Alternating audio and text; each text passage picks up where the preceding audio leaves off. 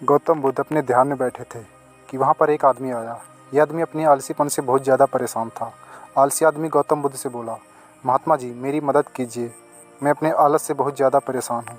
आप ही कोई उपाय बताइए जिससे मैं आलसीपन से छुटकारा पा सकूँ। गौतम बुद्ध ने उस व्यक्ति से कहा, पहले मुझे यह बताओ कि तुम्हें क्यों लगता है कि तुम आलसी हो। आलसी आदमी बोला, सिर्फ मुझे नहीं, मेरे परिवार वालों को और मेरे आसपास के सभी लोगों को ऐसा लगता है कि मैं आलसी हूँ। गौतम बुद्ध ने फिर उससे पूछा, क्या तुम जानते हो आलस होता क्या है। आलसी व्यक्ति बोला, नहीं मैं नहीं जानता, किंतु मैं इतना ज़रूर जानता हूँ कि आलस बहुत बुरी चीज़ है। इसकी वजह से मुझे बहुत नुकसान हुआ है। गौतम बुद्ध बोले, जिस परेशानी से तुम छुटकारा पाना चाहते हो, पहले उसके बारे में पूरी जानकारी ले लोगे तो उससे जल्दी छुटकारा पाना आसान हो जाएगा। आलसी व्यक्ति बोला, भगवान इतनी बुद्धि तो मुझ में नहीं है, आप ही मुझे इस समस्या के बारे में जानकारी दीजिए।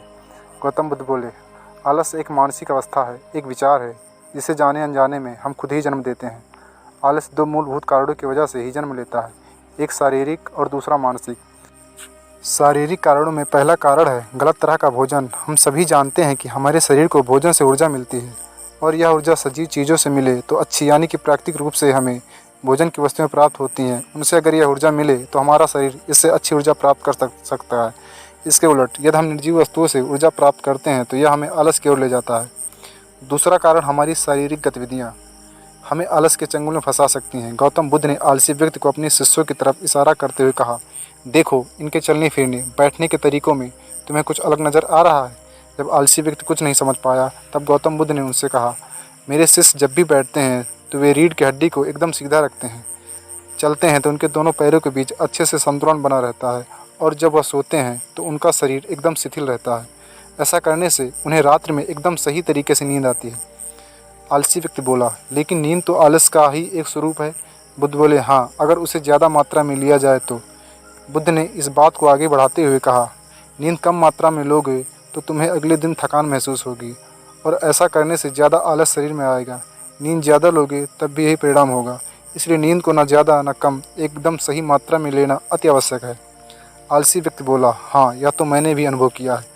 बुद्ध बोले, अब मानसिक कारणों के बारे में जान लो। मानसिक कारणों में सबसे पहले है हमारी पुरानी गलत धारणाएँ। अक्सर ऐसा होता है कि हम पहले जिन कामों में असफल हो चुके हैं, हमारे अंदर ऐसी भावनाएं बन जाती हैं कि हम उस काम में हमेशा असफल होते रहेंगे, जिस वजह से हमें उस काम को करने में आलस आता है। ऐसी धारणाओं से छुटकारा पाने का एकमात्र उपाय यही है कि हमें अपने मन को यह समझना चाहिए कि पिछली बार हम जब उस काम में असफल हुए थे तो हम उसके बारे में जितना जानते थे, अब हम उस काम के बारे में उससे ज़्यादा जानते हैं, क्योंकि असफल होने के बाद हम उससे काफ़ी कुछ सीख भी सकते हैं। बुद्ध बोले, दूसरा कारण है आलसी और कमज़ोर लोगों की संगत।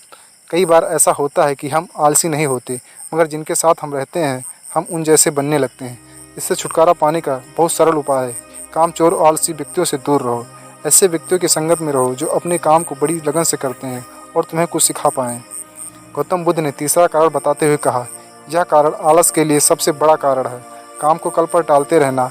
यह कारण इतना शक्तिशाली है कि किसी भी व्यक्ति को बर्बाद कर सकता है। इससे बचने का सबसे आसान उपाय यह है कि जो काम जितनी जल्दी संभव हो उतनी जल्दी कर दिया जाए। गौतम बुद्ध ने आलसी व्यक्ति से एक सवाल पूछा, मान लो तुम किसी रेगिस्तान में फंस गए हो और तुम्हें प्यास लगी है, तुम क्या करोगे।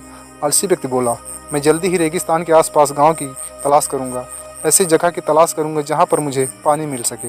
गौतम बुद्ध बोले, अगर तुम्हें काफ़ी देर ढूंढने में पानी न मिले तब तुम क्या करोगे।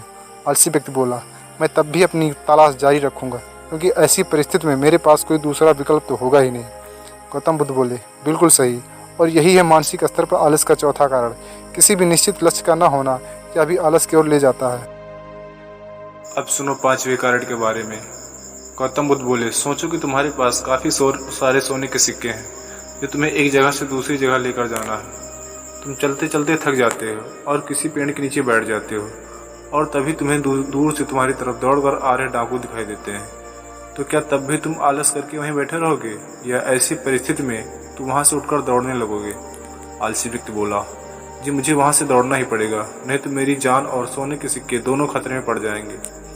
बुद्ध बोले, यानी कि तुम्हारे पास एक ठोस वजह होगी दौड़ने के लिए। यही है आलस का पांचवा कारण, किसी भी काम के लिए ठोस वजह का ना होना। आलसी व्यक्ति महात्मा बुद्ध की बातों से संतुष्ट हुआ। वह बोला, महात्मा जी मैं अब आलस के बारे में सब कुछ जान चुका हूँ। और अब मैं इन सभी कारणों पर काम करूंगा और अपने आलस को दूर भगा दूंगा।